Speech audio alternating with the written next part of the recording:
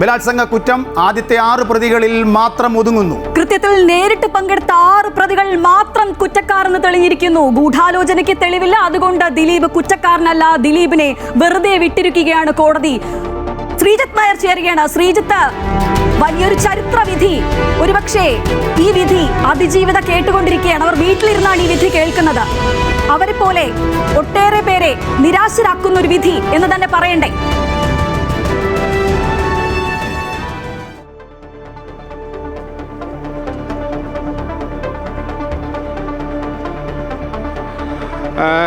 ശ്രീജ, നമ്മളൊരു കോടതി വിധിയെ നിരീക്ഷിക്കുമ്പോൾ നമ്മളുടെ മുമ്പിൽ കിട്ടിയിരിക്കുന്ന ഊഹങ്ങളോ ഊഹാപോഹങ്ങളോ അല്ലെങ്കിൽ തരത്തിലുള്ള പരാതികളോ ആരോപണങ്ങളോ അല്ല കോടതി ഒരു ഘട്ടത്തിലും പരിഗണനയ്ക്കെടുക്കുക. അവരുടെ മുമ്പിൽ കൃത്യമായ തെളിവുകളുടെ അടിസ്ഥാനത്തിലാണ് കോടതി വിധികളെ എപ്പോഴും വിധികളിലേക്ക് കടക്കുക. അതുകൊണ്ട് തന്നെ പുറത്തുനിന്ന് മാധ്യമങ്ങൾ സൃഷ്ടിക്കുന്ന നരേറ്റീവുകളോ അല്ലെങ്കിൽ ആരോപണങ്ങളോ ഒന്നും കോടതി വിധിയെ പൊതുവെ സ്വാധീനിക്കാറില്ല. സ്വാഭാവികമായും ഇരയ്ക്ക് നീതി കിട്ടുമ്പോൾ ദിലീപ് ശിക്ഷിക്കപ്പെടണം എന്നൊരു നരേറ്റീവ് കുറേ കാലമായി 8 വർഷമായി ഇവിടെ ഉണ്ടായിരുന്നതുകൊണ്ട് സ്വാഭാവികമായും ഇത് ഇരയ്ക്ക് തിരിച്ചടിയായൊരു വിധിയായി സ്വാഭാവികമായും കേരള സമൂഹം വായിക്കും. പക്ഷേ കോടതിയുടെ നിയമപുസ്തകങ്ങൾക്കനുസരിച്ച് സ്വാഭാവികമായും പ്രോസിക്യൂഷനാവട്ടെ പ്രതിയുടെ അഭിഭാഷകരാകട്ടെ സത്യം കണ്ടുപിടിക്കാൻ കോടതിയെ സഹായിക്കുക എന്നുള്ള കർമ്മമാണ് അവർ ചെയ്യേണ്ടത്. അല്ലെങ്കിൽ ഒരാളെ ശിക്ഷിക്കുക അല്ലെങ്കിൽ മറ്റൊരാളെ ശിക്ഷിക്കാൻ നിന്ന് രക്ഷപ്പെടുത്തുക എന്നുള്ളതല്ല. തത്വത്തിൽ അങ്ങനെയാണ് സംഭവിക്കുന്നുണ്ടെങ്കിലും കോടതിക്ക് കൃത്യമായ ന്യായമായ വിധി, നീതിപൂർവമായ വിധി നടപ്പാക്കാൻ വേണ്ടി സഹായിക്കുന്ന ആളുകളായിട്ടാണ് ഈ അഭിഭാഷകരെ കാണുന്നത്. ഈ ഘട്ടത്തിൽ കോടതിയുടെ മുമ്പിലെത്തിയ തെളിവുകൾ വിശദമായി കുലങ്കഷമായി പരിശോധിച്ച് കഴിഞ്ഞ 8 വർഷമായി പരിശോധിച്ച ശേഷമാണ് ഇങ്ങനെയൊരു വിധി. പ്രത്യേകിച്ച് നമുക്കറിയാം ഹണിയം വർഗീസ് എന്നുള്ള ഒരു ന്യായാധിപതി ഇങ്ങനൊരു വിധി പ്രസ്താവിക്കുമ്പോൾ വലിയ രീതിയിലുള്ളൊരു പൊതുസമൂഹത്തിൻ്റെ സമ്മർദ്ദം അവരുടെ മുകളിൽ ഉണ്ടാകുമെന്നും ഈ വിധിയെ കീറിമുറിച്ച് നാളെ മുതൽ പരിശോധനയ്ക്ക് വിധേയമാക്കുമെന്ന് അറിയാം. പക്ഷേ എന്നിരുന്നാൽ പോലും ഇങ്ങനൊരു വിധിയിലേക്ക് കടക്കുമ്പോൾ തീർച്ചയായും ശ്രീജിത്ത് ഈ പറഞ്ഞ പോലെ 3215 ദിവസങ്ങളാണ് ഈ അതിജീവിത ഇതിനായി ഈ ഒരു വിധിക്കായി കാത്തിരുന്നത്. പക്ഷേ അവർ തീർത്തും നിരാശയാവുകയാണ്. ആ ഒരു നിരാശ അത് നമുക്ക് അറിയാം. കോടതിക്ക് മുന്നിൽ എപ്പോഴും തെളിവുകൾ തന്നെയാണ്. ശ്രീജിത്ത് പറഞ്ഞതുപോലെ തെളിവുകൾ തന്നെയാണ് ഏറ്റവും പ്രധാനം. പക്ഷേ അവർ പോരാടിയ അവരുടെ ഒരു പോരാട്ടം അതൊക്കെ വെറുതെ ആയില്ല. ഒരുപക്ഷെ തന്നെ ബലാത്സംഗം ചെയ്തവരെക്കാൾ ഇതിന് കൊട്ടേഷൻ കൊടുത്ത ആൾ കുടുങ്ങണമെന്ന് തന്നെയായിരുന്നു. അതിനുവരെ സുപ്രീം കോടതി വരെ അവർ പോയിരുന്നു. പക്ഷേ അവർ തീർത്തും നിരാശരാവുകയാണ്.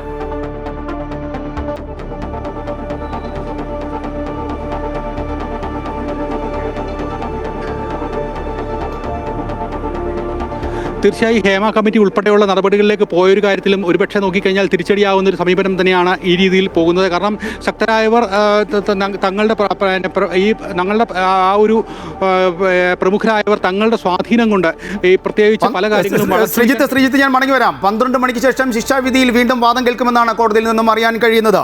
എന്തായാലും 1 മുതൽ 6 വരെയുള്ള ആദ്യ പ്രതികൾ ബലാത്സംഗത്തിന് എതിരെ കുറ്റം എടുത്തിരിക്കുന്നു, കുറ്റം ചുമത്തിയിരിക്കുന്നു. 1 മുതൽ 6 വരെയുള്ള പ്രതികൾക്ക് മാത്രമാണ്. 8ാം പ്രതിയായി കുറ്റാരോപിതനായ ദിലീപ് കുറ്റക്കാരനല്ല എന്ന് കോടതി നിരീക്ഷിച്ചിരുന്നു. വ്യക്തമായ തെളിവുകളില്ല എന്നും പ്രോസിക്യൂഷൻ അത് തെളിയിക്കാൻ കഴിഞ്ഞില്ല എന്നും കോടതി വാദിക്കുന്നു. ശ്രീജിത്ത്, 1 മുതൽ 6 വരെയുള്ള പ്രതികളെ റിമാൻഡ് ചെയ്യുമെന്നാണ് അറിയുന്നത്. 120B പ്രകാരം തട്ടിക്കൊണ്ടുപോയി വിഷ്വൽസ് കോപ്പി ചെയ്തു, അത് കണ്ടു എന്നടക്കമുള്ള കൃത്യങ്ങൾ അത് തെളിഞ്ഞിരിക്കുകയാണ്.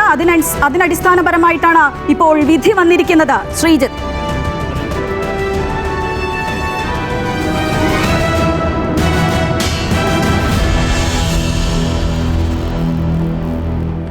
അതെ, തീർച്ചയായും ദിലീപും ശരത്തും ഒഴിച്ചിട്ടുള്ള പ്രതികളുടെ ശിക്ഷാവിധികളൊക്കെ തന്നെ ഇനി പുറത്തു വരാനുണ്ട്.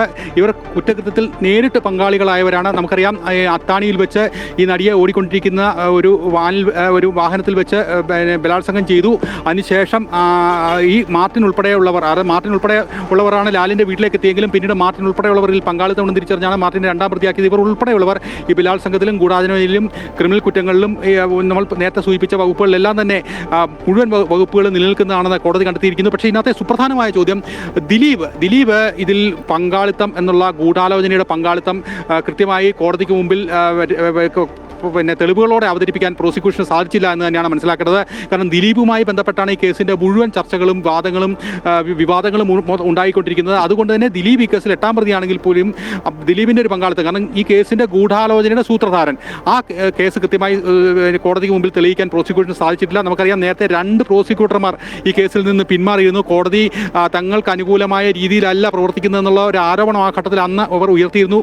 സുരേശൻ, അനിൽകുമാർ എന്നീ 2 പ്രോസിക്യൂട്ടർമാർ മാറിയ ശേഷം അജകുമാറാണ് ഈ കേസിന്റെ അന്തിമ വാദം, അവസാനം തുടർവാദം പൂർത്തിയാക്കി അന്തിമ വാദം കോടതിയിൽ നടത്തിയത്.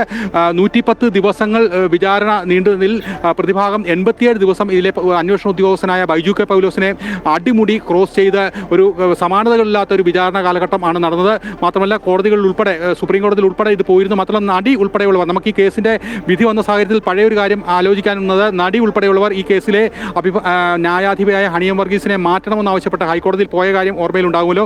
ഈ നടിയുടെ കൂടി ആവശ്യപ്രകാരമായിരുന്നു വനിതാ ജഡ്ജിയെ തന്നെ നിയോഗിച്ചത്. പക്ഷേ അതിനുശേഷം തനിക്ക് നീതി കിട്ടുന്ന രീതിയിലല്ല ഈ കോടതി നടപടികൾ മുന്നോട്ട് പോകുന്ന സംശയം ഉയർന്നപ്പോൾ നടി ഹൈക്കോടതിയെ സമീപിക്കാറുണ്ട്. പക്ഷേ അത്തരം വാദങ്ങളെല്ലാം തന്നെ ഹൈക്കോടതി ആ ഘട്ടത്തിൽ തള്ളിക്കളയുകയും ചെയ്തു. പക്ഷേ എന്തുകൊണ്ട് ഈ ദിലീപ് ഇത്രയും ദുർബലമായ വകുപ്പുകളുടെ അടിസ്ഥാനത്തിൽ 85 ദിവസം ജയിലിൽ കിടന്നു എന്നുള്ള കാര്യം ഈ ഘട്ടത്തിൽ നമ്മൾ ആലോചിക്കേണ്ടതുണ്ട്. എന്തായാലും ദിലീപുമായി ബന്ധപ്പെട്ട ഗൂഢാലോചന കുറ്റം നിലവിൽ തെളിയിക്കപ്പെട്ടില്ല. അതിന് പ്രധാനപ്പെട്ട കാരണം ഞാൻ പറയാം. 2012 ഇടപെടുകയാണ്. ഇപ്പോൾ ഈ വാർത്ത ആദ്യം റിപ്പോർട്ട് ചെയ്ത ശ്രീ അനിൽ ഇമ്മാനുവൽ, മാധ്യമപ്രവർത്തകനാണ്, അദ്ദേഹം ഒപ്പം ചേരുകയാണ്. ശ്രീ അനിൽ ഇമ്മാനുവൽ, ദിലീപിനെ വെറുതെ വിട്ടിരിക്കുന്നു. താങ്കൾ ഇതിനകം ഈ വാർത്ത അറിഞ്ഞു എന്ന് കരുതുന്നു. ഗൂഢാലോചന കുറ്റം തെളിയിക്കാനായിട്ടില്ല. എന്താണ് താങ്കളുടെ പ്രതികരണം?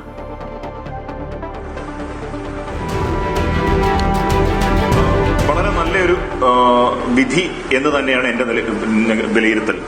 ഇത് പറയാൻ കാരണം ഞാനിതിപ്പോൾ മാത്രം പറയുന്നതല്ല. ഞാൻ മനോരമയിൽ ഈ നിങ്ങളിപ്പോൾ പറഞ്ഞതുപോലെ ഏറ്റവും ആദ്യത്തെ ദിവസം ഈ വാർത്ത റിപ്പോർട്ട് ചെയ്ത അന്നു മുതൽ എന്റെ ബോധ്യമാണിത്. ഇത് പോലീസ് എടുത്ത കള്ളക്കേസാണ്. പോലീസിന് ഇത് ഞാൻ പറയുന്ന പൊതുബോധത്തിനെതിരാകും. പക്ഷേ ഈ ഘട്ടത്തിലെങ്കിലും അത് പറയാതിരിക്കാൻ കഴിയില്ല. എന്റെ ചാനൽ, എന്റെ സ്ഥാപനം ഇപ്പോൾ മാധ്യമ സിൻഡിക്കേറ്റ് എന്ന് ഞങ്ങൾ ഇന്നലെ ഈ വിഷയത്തിൽ ഒരു വിശകലനം തന്നെ നടത്തുകയുണ്ടായി. അപ്പോഴും ഞാനത് പറഞ്ഞതാണ്. പക്ഷേ ഇന്ന് വിധി വരാനിരിക്കുന്ന സാഹചര്യത്തിൽ ഞാനതിനെക്കുറിച്ച് കൂടുതൽ പറയുന്നില്ല എന്നാണ് ഇന്നലെ വിചാരിച്ചത്. പറയേണ്ടതില്ല എന്നാണ് കരുതിയത്. പക്ഷേ ഇനിയിപ്പോൾ അത് പറയാനുണ്ട്. അതായത് കേരള പോലീസിന്റെ ചരിത്രത്തിൽ ഏറ്റവും വലിയ മാനിപ്പുലേഷനാണ് പോലീസ് ഇതിൽ കാണിച്ചത് എന്ന് ഞാൻ പറയും. എന്ന് കരുതി പോലീസ് സേന മൊത്തത്തിൽ കുഴപ്പമാണെന്നോ ഇങ്ങനെ കള്ളക്കേസ് എടുക്കുന്നവരാണെന്നോ അതിനർത്ഥമില്ല. പക്ഷെ ചിലർ വിചാരിച്ചാൽ ഇതല്ല, ഇതിലപ്പുറവും ചെയ്യാൻ കഴിയും. ഇത്രയേറെ സ്വാധീന ശേഷിയുള്ള ഒരു വ്യക്തിക്കെതിരെ ഇങ്ങനെ ഒരു കള്ളക്കേസ് എടുത്ത് വിജയിപ്പിക്കാൻ കഴിഞ്ഞിരുന്നുവെങ്കിൽ ആർക്കെതിരെയും എന്തും ചെയ്യാം എന്നൊരവസ്ഥയിൽ ഈ സേന എത്തുമായിരുന്നു. അതുണ്ടായില്ല എന്നുള്ളതുകൊണ്ടാണ് വളരെ നല്ല കൃത്യമായ വിധി എന്ന് ഞാൻ ഇതിനെക്കുറിച്ച് പറഞ്ഞത്. എന്റെ കോടതി വിധി പ്രസ്താവിച്ചു കഴിഞ്ഞാൽ പിന്നെ കൃത്യമാണല്ലോ ഒന്നും പറയാൻ ഞാനാളല്ല. പക്ഷെ എന്റെ ബോധ്യമായിരുന്നു ഇത്. അത് ശരിയായി എന്നുള്ളതിന്റെ ആശ്വാസം എനിക്കുണ്ട്. സന്തോഷമല്ല, ആശ്വാസമുണ്ട്. പക്ഷെ അതേസമയം തന്നെ നിങ്ങൾ കുറച്ചു മുമ്പ് നിങ്ങൾ ഈ റിപ്പോർട്ടർ സംസാരിച്ചപ്പോഴൊക്കെ പറഞ്ഞു കോടതിയുടെ മുമ്പിൽ തന്നെ തെളിവുകളുടെ അടിസ്ഥാനത്തിൽ മാത്രമേ കോടതിക്ക് വിധി പറയാൻ കഴിയൂ എന്നുള്ളതാണ് വസ്തുത. കോടതിയുടെ മുമ്പിന്റെ തെളിവിനെ കുറിച്ച് തന്നെയാണ് ഞാനും ആദ്യം മുതൽ പറയുന്നത്. ദിലീപ് നിഷ്കളങ്കനാണെന്നോ അല്ലെങ്കിൽ ദിലീപ് ഈ നടിയെ ഉപദ്രവിച്ചിട്ടില്ലെന്നോ അല്ലെങ്കിൽ ഉപദ്രവിക്കാൻ കൂട്ടുനിന്നിട്ടില്ലെന്നോ ഇങ്ങനെയൊന്നും പറയാൻ ഞാനാളല്ല. പക്ഷേ എനിക്കൊരു കാര്യം, ഈ 2017 ഈ വാർത്ത റിപ്പോർട്ട് ചെയ്യാൻ തുടങ്ങിയ കാലം മുതൽ എനിക്കുണ്ടായിരുന്നു ദിലീപിനെതിരെ തെളിവില്ല എന്നുള്ള കാര്യം എനിക്ക് ഉറപ്പായിരുന്നു. ഞാൻ വീണ്ടും പറയുന്നു, ദിലീപ് കുറ്റം ചെയ്തിട്ടില്ല എന്ന് പറയാൻ ഞാൻ ആളല്ല. ദിലീപിനെതിരെ തെളിവില്ലാതെയാണ് അന്ന് അയാൾ അറസ്റ്റ് ചെയ്തതെന്നുള്ള കാര്യം അന്നും ഇന്നും എന്റെ ബോധ്യമാണ്. അതിന് അപ്പോൾ ഇന്നലെ മുതൽ ചിലരൊക്കെ എന്നോട് ചോദിക്കുന്നുണ്ട്, അപ്പോൾ പിന്നെ 85 ദിവസം അയാൾ ഇതിൽ കിടന്നോ, റിമാൻഡിൽ കിടന്നതോ എന്ന് ചോദിക്കുന്നുണ്ട്. നമ്മുടെ നാട്ടിൽ പോലീസ് സംവിധാനത്തിന്റെ നീതിന്യായ ഇടപെടൽ ഉണ്ടായിട്ടില്ലേ? സ്വാഭാവികമായും 28 പേർ കൂറുമാറിയിട്ടുണ്ടായിരുന്നു, മൊഴിമാറ്റം നടത്തിയിട്ടുണ്ടായിരുന്നു. അതൊക്കെ ഒരു ഇടപെടൽ കൊണ്ടെന്ന് തന്നെയല്ലേ വിശ്വസിക്കുന്നത്? അനിൽ, ഒരു കാര്യം കൂടി, എങ്കിൽ ഇതിന് പിന്നിൽ ആരാണ്? ദിലീപിനെ ഇതിലേക്ക് വലിച്ചിഴച്ചതാരാണ്?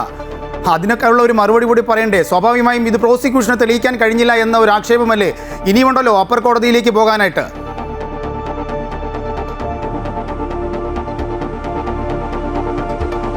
എന്നോടുള്ള ചോദ്യമാണ് രണ്ടുപേര് ചോദിച്ചു. അതായത് ആദ്യത്തെ ചോദ്യം, ഇതിൽ ഇടപെടൽ നടന്നിട്ടുണ്ട് എന്നുള്ളത് വ്യക്തമല്ലേ? കാരണം 28 സാക്ഷികളാണ് കൂറുമാറിയത്. കൂറുമാറുമ്പോൾ സ്വാഭാവികമായും അതിലൊരു ഇടപെടൽ ഉണ്ടായിട്ടില്ലേ? അപ്പൊ അതൊക്കെ ഒരുതരം തെളിവ് നശിപ്പിക്കലായിരുന്നില്ലേ? ഉണ്ടാകാം, ഇടപെടൽ ഉണ്ടായിട്ടുണ്ടാകാം. അതിൽ ഞാൻ പറയുന്നത്, ഒരാൾ അന്യായമായ കേസിൽ പ്രതി ചേർക്കപ്പെട്ട് കഴിഞ്ഞാൽ അയാൾ അതിൽ നിന്ന് രക്ഷപ്പെടാൻ എല്ലാ വഴിയും നോക്കില്ലേ? ഒരു എക്സാമ്പിൾ ഞാൻ പറയാം. നമ്മളെല്ലാം മാധ്യമങ്ങളെല്ലാം വലിയ തോതിൽ ആഘോഷമാക്കിയ ദിലീപിനെ ഒരുപാട് പ്രതിസ്ഥാനത്ത് നിർത്തിയ ഒന്നാണ് ആ കേസിലെ വീഡിയോ ദൃശ്യങ്ങൾ. അതായത് പൾസസുനി പകർത്തിയ പീഡനത്തിന്റെ ദൃശ്യങ്ങൾ ദിലീപിന് വേണമെന്ന് ദിലീപ് കോടതിയിൽ ആവശ്യപ്പെട്ടപ്പോൾ നമ്മളെല്ലാം ഒരുപാട് അതെന്തിനാണ്, പ്രതിക്ക് എന്തിനാണ് എന്ന് നമ്മളെല്ലാം ഒരുപാട് വാർത്തകളോട് ചോദിക്കുകയും ആക്ടിവിസ്റ്റുകൾ അതിനെതിരെ ഒരുപാട് സംസാരിക്കുകയൊക്കെ ചെയ്തതാണ്. പ്രോസിക്യൂഷനും അതിനെതിരെ നിലപാടെടുത്തു. അവർ പലതവണ കോടതിയിൽ ദിലീപിനെ അത് ആവശ്യപ്പെട്ടു. ദിലീപ് എന്ന് ഞാൻ പറഞ്ഞത് ദിലീപിന്റെ അഭിഭാഷകൻ ബി രാമൻപിള്ളയ്ക്ക് അത് ആവശ്യപ്പെടേണ്ടി വന്നു. ഒടുവിൽ അവരെ കോടതിയിൽ നിന്ന് അത് കാണിക്കുന്ന സാഹചര്യം ഉണ്ടായി. ഞാൻ പറഞ്ഞ അതുപോലും അടിസ്ഥാന നിയമ വിദ്യാഭ്യാസം ഇല്ലാത്തതുകൊണ്ടാണ് അങ്ങനെ അത്തരം ചോദ്യങ്ങൾ ആ ഘട്ടത്തിൽ ഉയരുന്നത്. കാരണം ഒരു പ്രതിയുടെ അവകാശമാണ് ആ കേസിലെ തെളിവായ വസ്തുത കാണുക, ബോധ്യപ്പെടുക, അതിനെ അനലൈസ് ചെയ്ത് വേണം അയാൾക്ക് വേണ്ടിയുള്ള വാദങ്ങൾ ഉന്നയിക്കാൻ. അതിനുവേണ്ടി അയാൾ ഒരു തെളിവ് ആവശ്യപ്പെടുമ്പോൾ അത് നിർഭാഗ്യവശാൽ ഇങ്ങനെ ഒരു ദൃശ്യമായി പോയി. പക്ഷെ അയാൾക്കത് കാണാനും വിലയിരുത്താനുള്ള അർഹതയുണ്ട്. എങ്കിൽ മാത്രമേ അയാൾക്ക് അയാളുടെ വാദങ്ങൾ അതിന് പുറത്ത് അവതരിപ്പിക്കാൻ കഴിയുള്ളൂ. അപ്പൊ അത്തരം അടിസ്ഥാന നിയമബോധമില്ലാത്ത വാദങ്ങളാണ് ഈ കഴിഞ്ഞ 8 വർഷത്തോളം നമ്മൾ മാധ്യമങ്ങളടക്കമുള്ളവർ ഉന്നയിച്ചുകൊണ്ടിരുന്നത്. അതാണ് അതിന്റെ പ്രശ്നം. പിന്നെ ഒന്ന് ചോദിച്ചത് എന്തായിരുന്നു, 85 ദിവസം അയാൾ ജയിലിൽ കിടന്നതിനെ കുറിച്ച് ആണ് ഞാൻ നേരത്തെ പറഞ്ഞു വന്നത്. റിപ്പോർട്ടർ ഇടയ്ക്ക് ഇത് പറയുന്നുണ്ടായിരുന്നു. ഞാൻ പറയുന്നത് ഈ ഞാൻ പറഞ്ഞപ്പോൾ നിയമ സംവിധാനത്തിന്റെ ഒരു പരിമിതിയാണ്. പോലീസ് ഇങ്ങനെ ഒരു കേസിൽ പ്രതി ചേർത്ത് അകത്തിട്ട് കഴിഞ്ഞാൽ കോടതികൾക്ക് പോലും, പ്രത്യേകിച്ച് ഇതുപോലെ വിവാദമായ ഒരു കേസിന്റെ കേസായി മാറുമ്പോൾ കോടതികൾക്ക് പോലും അതിനെതിരെ നിൽക്കാൻ കഴിയാത്തൊരു സാഹചര്യം ഉണ്ടാകുന്നുണ്ട്. അതുകൊണ്ട് തന്നെ പ്രാഥമികമായി തെളിവുകൾ പരിശോധിക്കുക ഉള്ളൊരു കടമയെ, അല്ലെങ്കിൽ ആ ഒരു ലിമിറ്റഡ് പർപ്പസ് മാത്രമേ കോടതിക്ക് ആ സമയത്ത് മുന്നിലുണ്ടാവുകയുള്ളൂ. അപ്പൊ അതുകൊണ്ട് തന്നെ പോലീസ് ഹാജരാക്കിയ റിമാൻഡ് റിപ്പോർട്ട് അടക്കമുള്ള കുറേയേറെ സാക്ഷിമൊഴികളൊക്കെ കണക്കാക്കുമ്പോൾ കോടതിക്ക് ജാമ്യം കൊടുക്കാൻ കഴിയില്ല. മാത്രമല്ല പോലീസ് അപ്പോൾ പറയുന്നത് എന്താണ്, ജാമ്യം കൊടുത്താൽ കൂടുതൽ തെളിവുകൾ കിട്ടാനുള്ളത് പ്രതി നശിപ്പിക്കുമെന്നാണ് പറയുന്നത്. ഒരു പ്രതിയെ റിമാൻഡിൽ വെച്ച് ജാമ്യം നിഷേധിച്ച് റിമാൻഡിൽ വെക്കുന്നതിന്റെ അടിസ്ഥാന തത്വം എന്ന് പറയുന്നത് ഇയാൾ പുറത്തിറങ്ങി നടന്നാൽ കൂടുതൽ തെളിവുകൾ നശിപ്പിക്കപ്പെടാൻ സാധ്യതയുണ്ട്. അതുകൊണ്ടാണ്. അപ്പൊ അങ്ങനെയൊക്കെ ഉള്ള വാദങ്ങൾ വരുമ്പോൾ കോടതിക്ക് അനുവദിക്കേണ്ടി വരും. പക്ഷേ ഞാൻ ഒരു കാര്യം ഉറപ്പിച്ചു പറയാം, ഈ 85 ദിവസങ്ങൾ അവിടെ കിടക്കാനിടയായ 2-3 തവണത്തെ ജാമ്യവാദത്തിന്റെ വാദങ്ങൾ ഇവിടെ ഹൈക്കോടതി നേരിട്ട് നിന്ന് കേട്ടയാളാണ് ഞാൻ.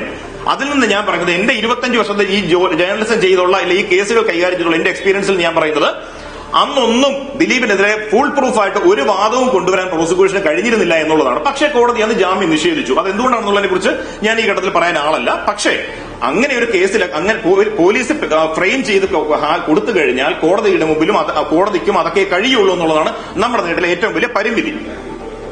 ഞാൻ തിരിച്ചു വരാം അനിലെ. കുറ്റം ചെയ്തിട്ടില്ല എങ്കിൽ ശിക്ഷിക്കപ്പെടാതിരിക്കട്ടെ, കുറ്റം ചെയ്തവർ ശിക്ഷിക്കപ്പെടുക തന്നെ വേണം.